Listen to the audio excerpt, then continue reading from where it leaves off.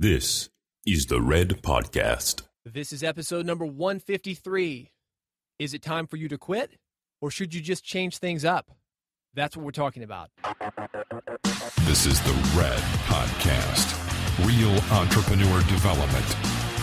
Make more money, work less, and live a life of freedom. No BS advice that really works. Here's your hosts, David Hooper and Laurel Staples. Big news, everybody. We've decided to adopt a dog. It's just not that funny now that we've had all these outtakes trying to get this right. Well, we've decided to adopt a dog. We don't know if we're going to get the dog that we want. I think it might have been easier for us to adopt a child after looking at that form we did. After the application that we filled out. They take their dogs very seriously. They do. They should. They should. They want their dogs to have a permanent home. But we spent some time filling out an application for one dog that we may or may not get because they're going to do random home visits. Just see if we're suitable for this dog. But I think it's a great marketing lesson in that when you make people work for something, you kind of push them away. It just makes them work that much harder to get with you. It's true. Like, nope, we're not taking everybody. The way this happened, Laurel and I were minding our own business. We had about a free hour. There was a street fair down the street. We're in an urban neighborhood. Walked down to it. All right, we've got to be back in an hour. We happened to walk by a booth for a pet adoption service, an animal rescue, and that's how it happened. I know. There were two dogs in open air cages, and then there was another dog in a plastic crate. And I love dogs. We have our lovely dog. So I bent down to look at this dog in the crate, and it looked like a duplicate of our dog when our dog was younger. I was like, oh my God. I was like, David, you have to look at this. And he looked at it, and I think the first thing he said was, let's get it. We had not had this discussion beforehand. So no. We put in our application for our new little dog, and we'll see how that goes. Yeah, it's a lifestyle change. So we might have a barking dog on Red Podcast here soon. We might. This is the Red Podcast. Red stands for Real Entrepreneur Development. This is the podcast for authors, speakers, and coaches. We'll help you expand your influence, reach more people with your message, and make money doing what you love. We show you how to build a successful personality-based business and live life on your terms. A couple weeks ago, and we talked about it here on the podcast, we were at a business accelerator. This is where companies apply to be part of this business accelerator. The people involved then take those companies, and what would take 2, 3, 4, maybe 5 or 6 years for a company to achieve, they get it done in 2 to 3 months, working a lot of hours, utilizing connections, money, and other resources most companies wouldn't have access to. I would say the point is to go in there with your business and take your business to the level that you can get investors. And then you can really take it up to the next level. So they get you ready in all aspects with your business, with your presentation to investors, with all the knowledge, with the team, with everything that you need to pitch it to investors and to get money into your business. So some of them haven't even launched. So you could launch it or you could take it to the next level. They're just ideas, and the partnerships are usually somebody who is tech-oriented and somebody who is business-oriented, an idea person. And a lot of companies have launched this way. Dropbox launched this way. Uber. I didn't know that. A lot of the tech companies that we know have been through the accelerator process because it can grow a business quickly. You said it, though. It's usually for people that want an investment, and because of that investment, a lot of people think of it as winning the lottery. Like, woo, got the money. It's free money. All good now, free money. We won. And what I have found to happen is a lot of the ideas are not polished. A lot of the ideas are not thought out. That's what we're talking about today. Should you quit or should you pivot? And how would you define the word pivot? When businesses pivot, it's keeping one core part of the business the same. So you pick really, I think, what's working or the main either theme or the target market or the product that you're selling, but then you change course a little bit with it. So for example, a pivot could be you have a product and it goes to a specific target market and you want to keep that product as your core, but you want to pick a totally different target market. So it's kind of swinging the arm to something different. So it's not changing the entire business, the whole product, the whole target market. It's just changing an aspect of it, going in a different direction. But sometimes it is changing the entire business. Then it wouldn't be a pivot. That would be a totally new business. But that's what's happening because so many people are jumping into these situations without having thought out everything that they need to. Let's talk about how that applies to your average entrepreneur. My belief is that most people pivot too soon, especially in an accelerator where you might have 3 months together and you wait a couple of days. Oh, that's not working. Let's try something else. Oh, that's not working. Let's try something else. It's kind of like if you were a speaker and you were trying to book gigs in San Francisco and nobody in San Francisco cares, you all of a sudden go across country and start booking in New York or go down to Atlanta. Exactly. I think the issue with the accelerator programs, and having not been in one, maybe I'm speaking out of turn here, but I feel like you're trying to get your business to the point where an investor will give you money, not to the point where consumers will give you money. And I think there's a big difference there. And I think that will lead to a lot of pivots and a lot of changes along the way to make it perfect for the investor to see the value, whether or not the customers will see that at all. In my mind, you're not really pivoting for the value that you're offering the customers. You're pivoting for being able to get money. There's a subtle difference there, but you've got two customers is what it is. You've got the investor customers that you're going for, and some people don't think that through to the end consumer. But you really should. That's your second customer because those are the people that are going to keep you going. And without those people, you don't have the investors. Yeah, so you said you think too many people pivot too soon, and I think that can be true because if you're actually going straight to the customer or straight to the client, then you're going to need to test it for a little bit longer instead of saying, okay, we tried this for a week. We got to try something else. Try that for a week. We got to try something else. It takes longer for customers or clients to get a hold of what you're doing, to test it out, to see if they like it, to see if they're going to spend money for it. All those things take longer. And when you're pivoting, you're not doing that for the sake of your customer, I don't think. You're also, by focusing on investors, and we see this happen in all sorts of ways. Have you ever worked for a company where the management, somebody up above you, will have a decision that affects everybody, including the customers, and then customers hate it? Obviously, there was a disconnect between the end user and the person coming up with the ideas. And I think that can sometimes happen when you're just trying to target investors rather than the end consumer. But this isn't about investors versus the consumer. It's really about when you have an idea and you feel like things aren't working with that idea for whatever reason, should you change the idea or should you quit the idea and start a new idea or start a new business? And I think you have to look at, why are you pivoting? How soon are you pivoting and why are you pivoting? Are you pivoting because you tested for a long time and you talked to people and you tried out your product or your service and it just wasn't a match for people? Or are you pivoting because one person told you no, or you got rejected from somebody? You have to look at, why are you making this change, or why are you wanting to quit? I think that's the first question. Let's talk about Red Podcast. Laurel and I, we keep journals, daily journals with very quick notes on what we did today or thoughts for the day, guided journals. We have a 365-day journal that asks you one question a day for 5 years. So you get to compare every year your question and how it's changed, your answer and how it's changed. But same question, for example, February 1st this year would have the same question as February 1st the next year. Yeah. Just yesterday, you talked about Red, because Red is 1 year old as of yesterday. We didn't launch a year ago, but we started the planning process. Mm-hmm. During this time, we have launched Red.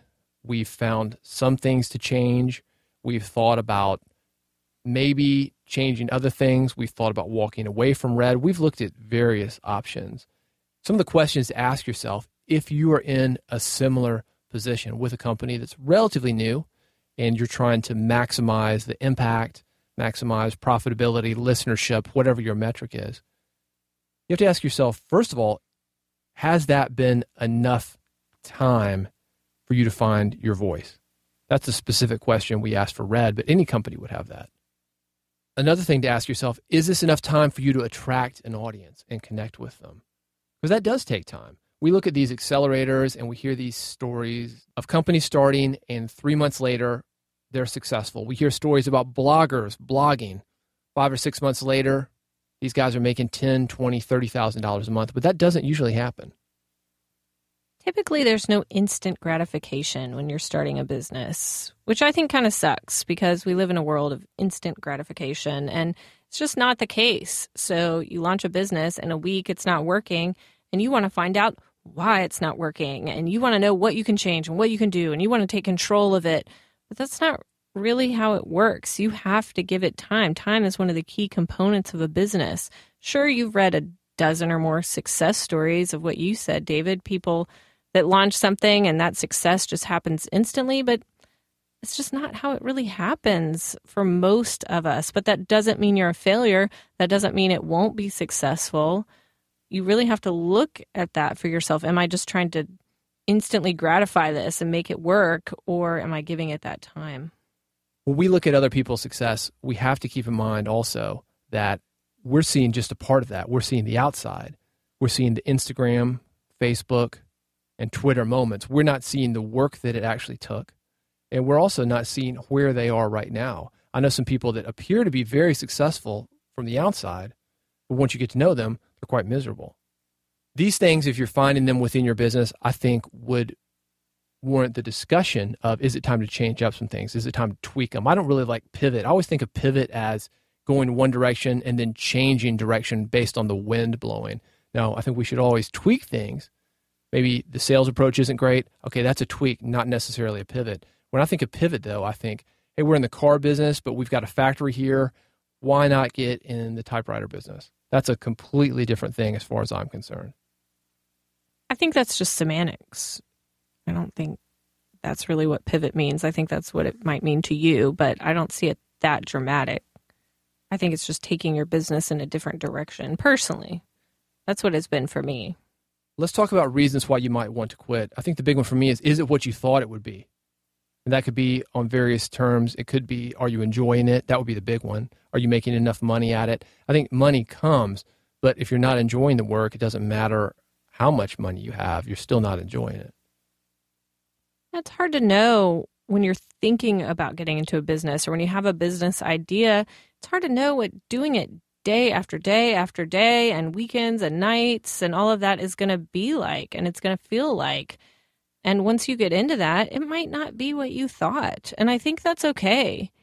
And that's where a pivot might come into play, or that's where you might decide to quit and start something that is a better fit for you. And I've done that many times, because how do I know if I like something or if I don't like something? I can research it all day long. I can read books all day long. I can talk to people all day long. But until I do it, I don't have enough information to tell for myself. And when I get in, then I have to pay attention to say, okay, is this business a good fit for me? Is what I'm doing, does it make me happy? Am I lit up when I do it? And I have to pay attention to those things.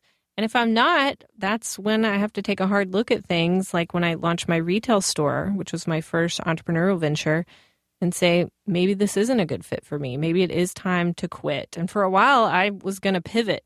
I had a clothing retail store. I was going to pick a different style of clothing and do something different and pivot the store. And I decided, it's just time for me to quit. It's time for me to move on to something that's a better fit for me. When did you know that it was time to quit? I don't know the answer. I don't know the moment that I knew it was time to quit. It just kind of, I think when I thought about quitting, because I was like, oh, I need to pivot. Oh, I need to change it. I need to do something different. I was so in it and I was so latched onto it and didn't want to let go of it. And then when I thought of the idea, maybe somebody said it to me, maybe it just popped up in my head of like, I could quit this. That sense of relief washed over me. And that's happened since in other ventures where it's just that sense of relief.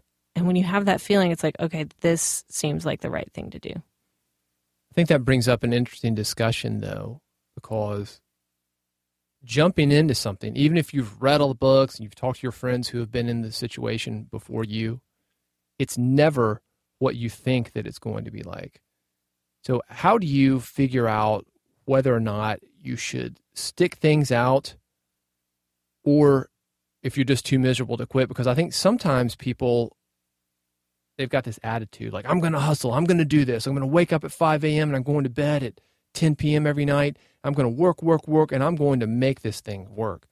I think we have a tendency to do that, or we have a tendency to do just the opposite, the flip side of that, which is quit too soon.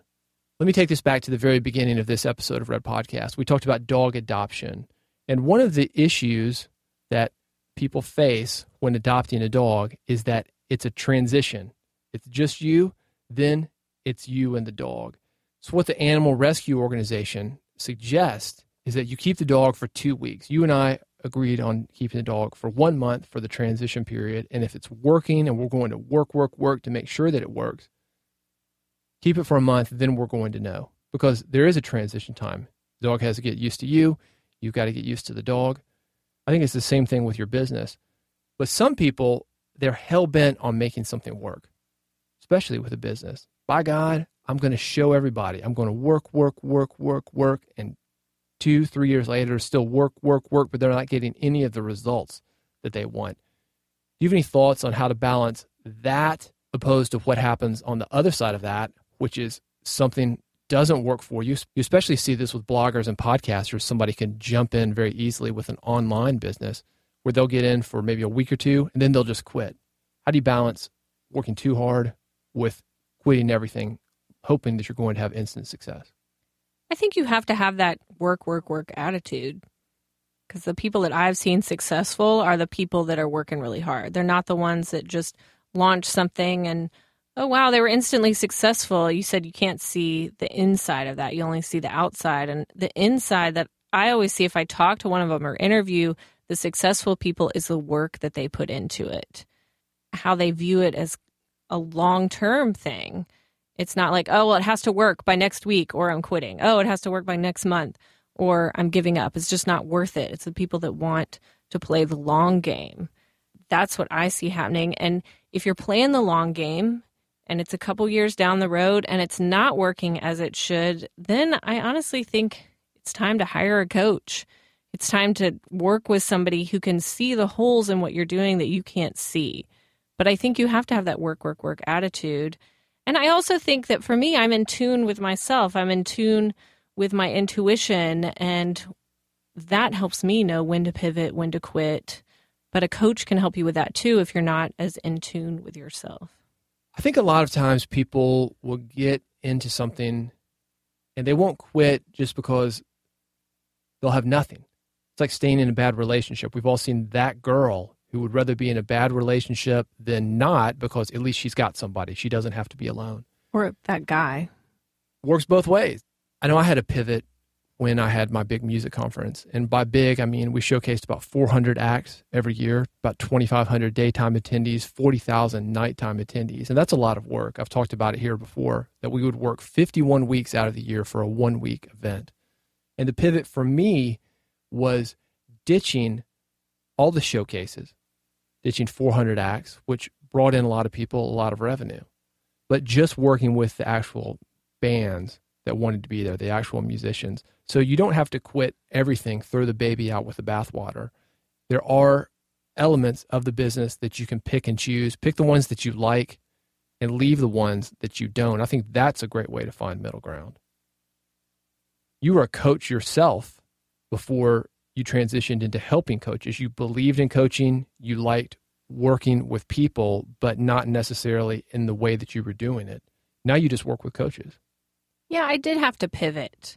I originally got into coaching as a health coach, did that for many years, and then decided I was really good at the business aspect of it. And I started a blog about quitting your day job and a podcast about that. And that was really exciting because I got to help people with the business aspect of it. But where I really felt my passion was lying was with helping other coaches and consultants and some service-based business owners who wanted to get more clients, who wanted to spread their message, who wanted to do a lot of the things that we talk about on this podcast.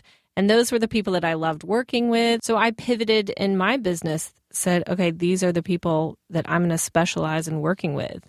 Didn't change a whole lot except the target market there. And it's really made all the difference for me and my enjoyment level in it. One takeaway from me about the topics that we've discussed on this episode is that you never really know when to quit. It's like adopting a dog. You don't know if you're going to like that dog until the dog gets into your house and lives with you. You don't know if he's going to like you either. It works both ways. So you've got to jump in. Sometimes it's not until after you do it that you really know. And if you're going to quit, that's the same way. Until you quit, you never know if it's really going to be a good decision. So sometimes you just have to take the plunge. Sometimes you know. Sometimes you know if it's going to be a good decision. But most of the time, like you said, David, it's like breaking up with somebody. You got to break up because it's time to move on. And you haven't met that other person. And you don't know if your soulmate is out there, but you know it's time to move on. And it's scary as all hell to do that. But at some point, you've just grown out of it. And you don't have a choice, and you got to move on. But I want to know from you, David, because we're talking about quitting versus pivoting. So how do you know when things aren't going right in your business, what do you try first? Do you try pivoting first, or do you think about quitting and going on to the next thing? What do you ask yourself to understand what direction you should go when things aren't feeling right in your business? We talked about the importance of knowledge and expertise on the previous episode, redpodcast.com/152.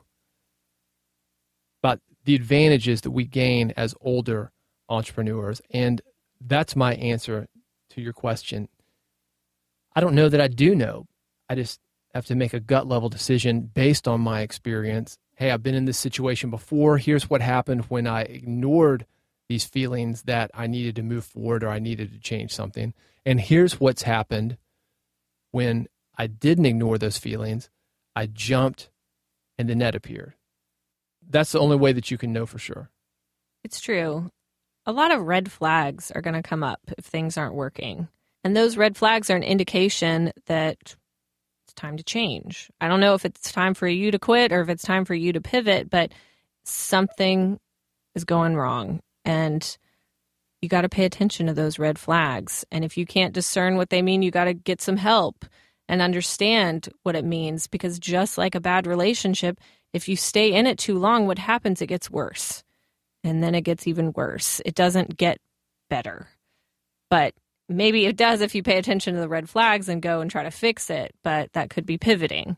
So you have to pay attention to those. You have to pay attention to yourself. And you have to get the help that you need to make the right decision when the time comes. It can get better if you do something. Rarely, if ever, will it get better if you just stand still. And if you need that kind of help, if you're in the coaching business, Laurel is available to you. 10by10coach.com. If you've got a more personality-based business, you're an author, speaker, blogger, I'm happy to help you too. 23hours.com is my blog. And of course, together, we are Red Podcast. You can find our archives at redpodcast.com. If you've got questions, comments, send a message to us there. And we'd appreciate if you like Red Podcast. If you'll tell a friend about it, that is what helps the podcast grow, helps us build the real entrepreneur community. Thanks so much for listening. We'll see you on the next episode of the Red Podcast. You've been listening to Red Podcast, Real Entrepreneur Development. Subscribe today using iTunes, Stitcher, or via RSS at redpodcast.com. We've decided to adopt a dog. We could have just ran with that for a lot longer than you let that happen. No. Yeah. If you knew me, nobody would think I was going to adopt a child. So that's awful. Okay. We're starting over. What? Starting over. All right. Ready? 3, 2, 1. Laurel is the only woman I have ever met that if somebody were to ask her, you want to hold her and hand her a baby, she'd be like, no. Okay, we're not going to do that. What? Let's start again. Let's not make Laurel like the anti-mom.